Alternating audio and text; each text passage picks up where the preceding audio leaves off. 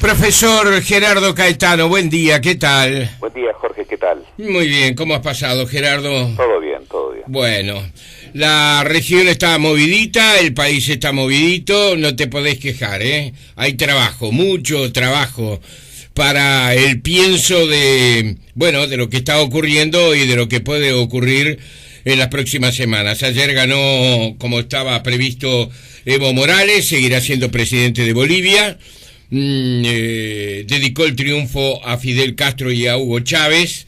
En el caso de Fidel Castro no se entiende muy bien, porque este tipo de elecciones a Fidel no le gustan, ¿no? Es la pluriporquería. Y por el otro lado está Hugo Chávez, que es un personaje del pasado de Venezuela. Ahí uno lo entiende como un gesto de amistad. Pero se dio lo que se pensaba. Una amplia victoria de Evo Morales en Bolivia, que lo conduce además, aparentemente una de las primeras decisiones parlamentarias que se tomaría, a la posibilidad de ser presidente de Bolivia sin límites. Es decir, todo el tiempo que quiera ser presidente de Bolivia. Un primer mensaje, una primera opinión de esto, Gerardo. Bueno, una confirmación, una ratificación muy profunda de un gobierno muy popular que, por otra parte, hay que observarlo bien, está desarrollando una gestión cuyos números le están dando algo muy importante. Bolivia tiene una previsión de crecimiento económico para este año de 5%. Sí, uno de los más altos, Va a ser uno de los países latinoamericanos con un crecimiento económico más importante. Tiene una estabilidad macroeconómica plena, con un número muy importante y inédito de reservas. O sea que la imagen de un gobierno desprolijo, de un gobierno con grandes problemas, de un gobierno que, digamos, maneja la economía en una clave populista, es plenamente desmentido. O sea, si nosotros comparamos a Bolivia con Venezuela, estamos viendo dos economías absolutamente contrastantes. Y esto a veces, las simplificaciones nos llevan a ubicar a los países en una misma dirección. Bueno, el caso de Bolivia es un caso de una economía que está marchando muchísimo mejor de lo que se esperaba y que está teniendo niveles de crecimiento muy altos y que está ganando las elecciones con márgenes realmente aplastantes. Ah, sí, sí.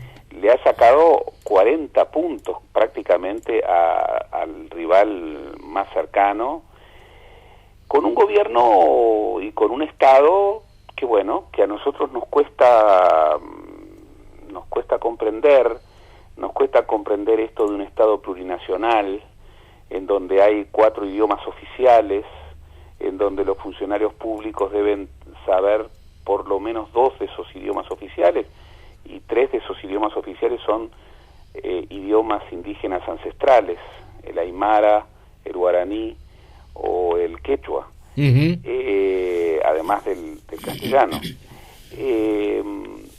Por eso muchas veces a los gobiernos y a los presidentes, más que por lo que dicen, hay que juzgarlo por lo que hacen, porque muchas veces, sobre todo en ciclos electorales, tienen discursos que tienen que ver con, bueno, audiencias que quieren escuchar algunas cosas, pero luego en el día a día, bueno, sus gobiernos marchan por otra vía. Bolivia está siguiendo un rumbo económicamente muy sólido, está haciendo una redistribución del ingreso muy importante. Por otra parte, la manera de gobernar de Evo Morales, en modo alguno, es una manera autoritaria. Se distingue radicalmente, por ejemplo, de la manera en que gobernaba Chávez, bueno, ni que hablar de la manera en que gobernaba Fidel Castro, o de la manera en que gobierna Rafael Correa. Claro. Él tiene ese concepto, que es un concepto que proviene de su concepción del buen vivir, que es el concepto del que manda es también mandado. Y el MAS es un partido de movimientos sociales en donde muchas veces Evo Morales ha variado posturas en función de los reclamos de los movimientos sociales. Es una experiencia distinta. A mí particularmente me rechina muchísimo esto de la reelección indefinida. Es algo que los uruguayos, por suerte, nunca podremos entender. El Uruguay tiene una tradición maravillosa en ese sentido, que es la no reelección consecutiva, y estoy seguro, aunque aseguro lo llevaron preso, pero sí, hace rato, sí. Pero te puedo asegurar que estoy muy poco seguro prácticamente de casi nada, pero en el Uruguay la reelección no prospera. Sí, incluso no es una iniciativa política. Bueno, no te creas. La ¿Sí? tentación ha sido, si tú ves, por ejemplo, en los presidentes posteriores a la democracia, la reelección estuvo tentando al doctor Sanguinetti, que siempre se opuso, siempre se opuso, pero sí. Allí cuando el entonces diputado Abdala era su soldado fiel, largó la iniciativa de la reelección, y bueno, ese globo sonda no funcionó, y rápidamente el doctor Sanguinetti, que doctrinariamente siempre ha estado en contra de la reelección consecutiva, bueno, volvió a su postura. La Calle en su momento manejó la reelección frente a los problemas de sucesión que tenía, y bueno, de inmediato no funcionó. Y Tabaré Vázquez manejó la reelección, estuvo tentado por la reelección. Aquello del PPS, del profundo y permanente silencio, fue un momento en donde, bueno, la tentativa de la reelección estuvo, y la respuesta social de inmediato generó una marcha atrás. Y eso me parece tan positivo. Tan saludable. En un continente en donde, bueno, la fuerza de los liderazgos, que también hay que entender, es una política, ha sido históricamente una política caudillesca, y entonces en esa política caudillesca los líderes juegan un rol desmesurado, juegan un rol muy importante, son conductores. A mí no me gusta. No me gusta porque las experiencias históricas que están tan identificadas con una persona son tan débiles como es finalmente una persona, que bueno, que tan vulnerable, ¿no? Son vulnerables las personas. Claro. Y entonces la política uruguaya, bueno, finalmente ha tenido la sabiduría de no ceder a la tentación de la reelección. Incluso Brasil tiene la posibilidad de una reelección, pero por un solo periodo, sí. Y son periodos de 4 años, sí. Y nadie habla de reelección indefinida. Pero Lula, que con su prestigio y con su popularidad podría haber impulsado, fue muy presionado para que impulsara en el momento del hiperreeleccionismo en toda América Latina la idea de la reelección indefinida. Bueno, tuvo la sabiduría de decir no. Sí. Y yo creo que eso es muy importante. Ya que estamos en Brasil, bueno, Marina Silva, tal como estaba anunciado, apoyará a Aécio Neves. Las encuestas señalan que el 60% de los votos de Marina Silva pasarían a Aécio Neves. Eso no se sabe si alcanzaría o no a... Si es solo el 60% no alcanza. No alcanza, exactamente. Están entre el 60 y el 70. Tampoco el 70 alcanza. Tampoco el 70. Y ahí hay un escenario, bueno, previsible. Y aquí juegan también las cuestiones personales, Sí. Siempre se dice que el que se va de un partido o el que se va de una coalición, es más difícil que vuelva a apoyar a esa coalición que haga otra coalición. Sí.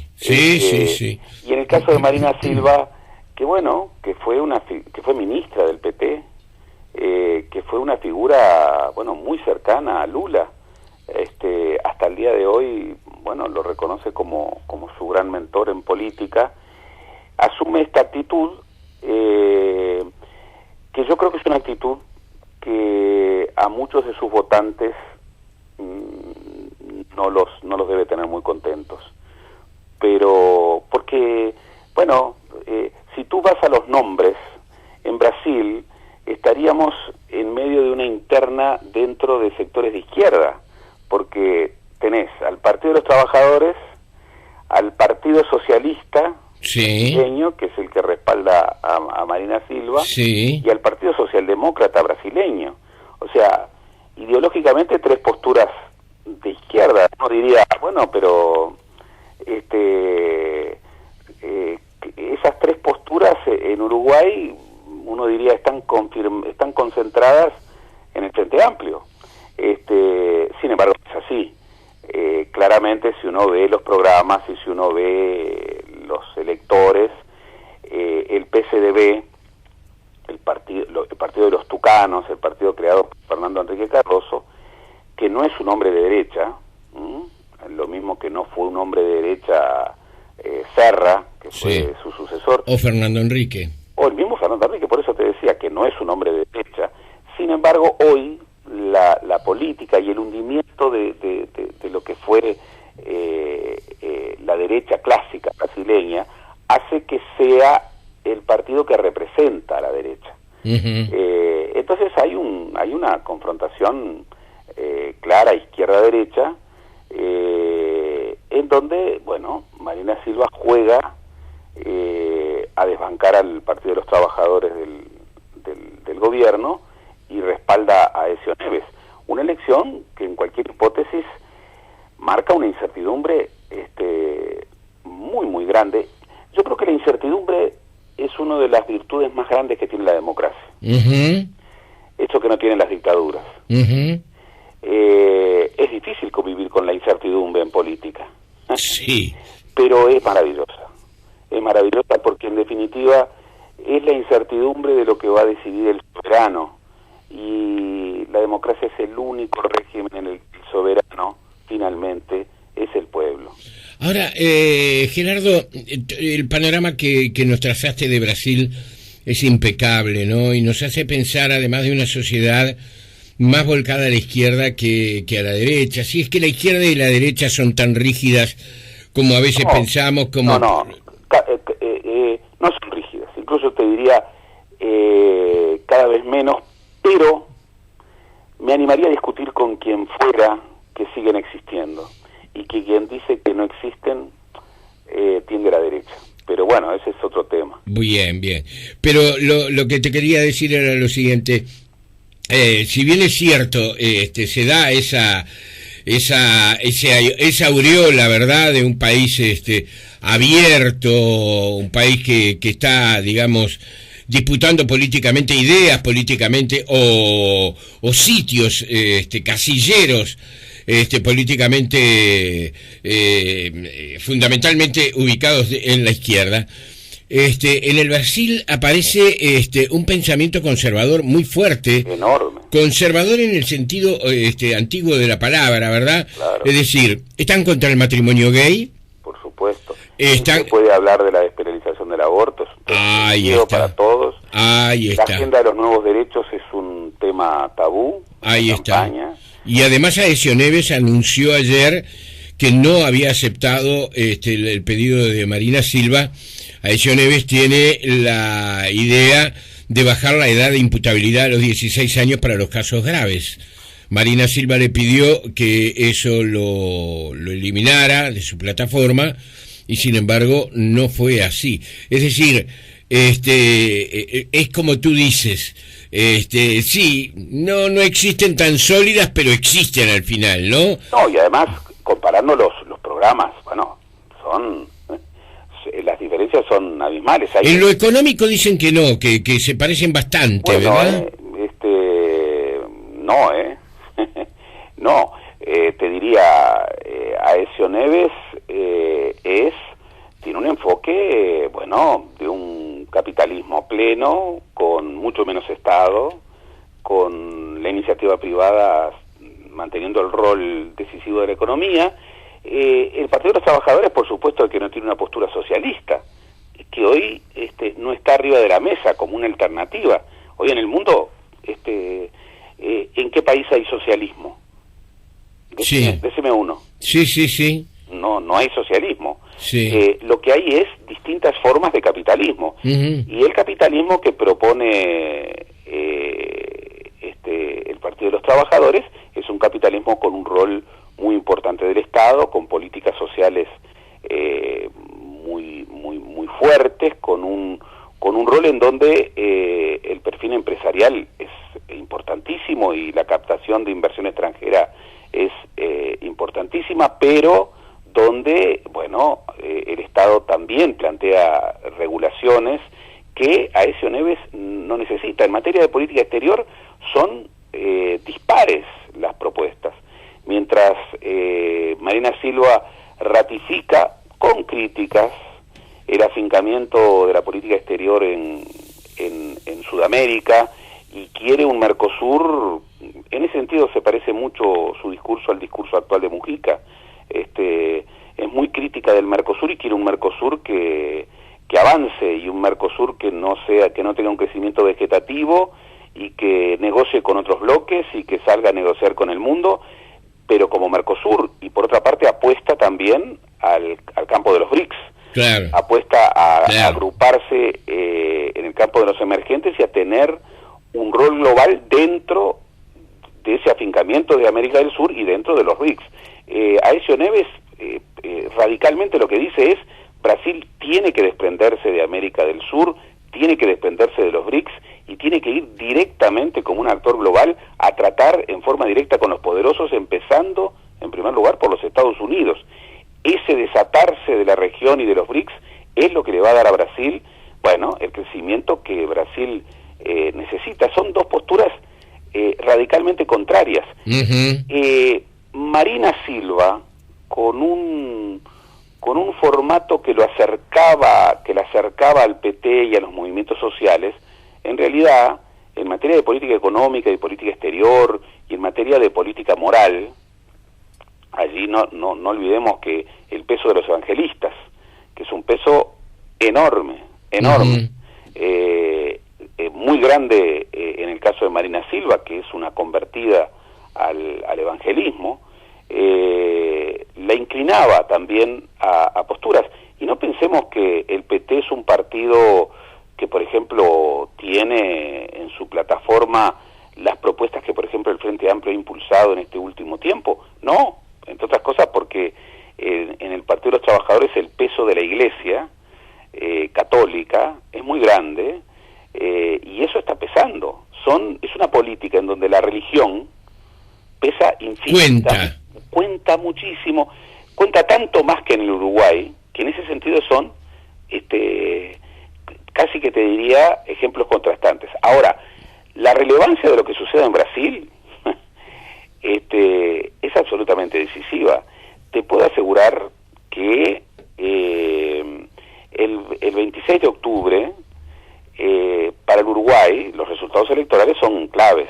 Sí. Pero los resultados de Brasil, yo te diría que son tan claves como los resultados uruguayos. Sí. Porque Brasil es el principal socio de Uruguay. Sí. Como dijo el presidente, vamos en el ancla de Brasil. Uruguay tiene, por primera vez en décadas, su política cambiaria anclada a la política brasileña. Uruguay ha desarrollado en los últimos años un bilateralismo privilegiado con Brasil. Yo te diría que en materia de política exterior, cuesta decirlo, pero es la realidad, nada de lo que haga Brasil nos es ajeno, hasta el punto de que un movimiento radical de la política exterior brasileña difícilmente pueda ser contrarrestado con un movimiento ajeno, distinto, de Uruguay. Pongamos un ejemplo. Si gana Aécio Neves, y Aécio Neves reformula su política exterior, y yo no lo creo, pero abandona el Mercosur o deja el Mercosur en una existencia meramente formal, bueno, la necesidad de que Uruguay modifique su política exterior es absolutamente central. Sí. El condicionamiento de Brasil para el caso uruguayo es enorme. Sí. Y esto nos cuesta aceptarlo porque, bueno, nosotros reivindicamos soberanía y tenemos que reivindicar cada vez más soberanía, pero hoy la reivindicación de la soberanía en un mundo tan interconectado, con socios tan relevantes, bueno, implica construcción de bloques y Aécio Neves tiene una postura claramente contraria al Mercosur y claramente contraria al afincamiento de la política exterior brasileña en América del Sur. Entonces, bueno, sería un terremoto en los regionalismos de la región, y por eso las elecciones brasileñas son realmente decisivas. Sí, son muy importantes, con un resultado completamente abierto. ¿Te parece? Sí, yo no creo, realmente no creo que, como muchos analistas dicen, bueno, Aécio ya ganó la elección. No, al revés. Hay quienes aseguran que Dilma, incluso a partir de los estudios que se conocieron este fin de semana como conexión o conectado con la decisión de Marina Silva, si bien es cierto, en el momento de hacer esos estudios uno piensa, bueno, no estaba este factor Marina Silva, no, dan como probable ganadora a Dilma Rousseff, ¿no? Claro, resultado cerrado, ¿no? Resultado difícil. Pero un gol en la hora de pronto, pero sí. Claro, pero la suma de decir, sí. Bueno, Marina sacó 21, Aécio sacó 33, bueno, van a sacar 55. No da, Sí. No da. Gerardo, ese es un lindo tema para la semana que viene. ¿Qué está pasando con los gobiernos que de repente tienen aprobación popular o que tienen figuras populares aceptadas por el pueblo, pero que sin embargo, llegado el momento, llegan al juicio electoral con angustia? Bueno, ese es un gran tema en donde te doy un titular. Sí, decime. Hace unos años un gobierno que podía exhibir logros reales, que no tenía crisis económica. Bueno, en el caso de Brasil está en discusión si el Brasil técnicamente o no está en recesión. Ya ha tenido 2 trimestres con baja del producto, eso le daría un cuadro técnico de recesión, aun cuando en el año va a crecer, va a tener un crecimiento inferior a un 1%, pero no cabe duda de que es un país con problemas. 0,6%, sí. Los indicadores sociales le dan bien todos. Sí. Le dan bien todos.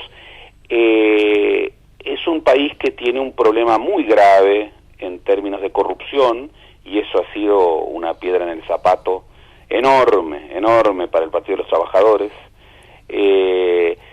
Pero uno diría que hoy un gobierno sin problemas económicos, con buenos logros en su gestión, con éxitos importantes a nivel de su inserción internacional, no tiene asegurado el triunfo. El lunes hablamos de eso, ¿te parece, Gerardo? ¿Cómo no? Te doy un abrazo grande, cuídate, Un gran abrazo. Suerte, chau.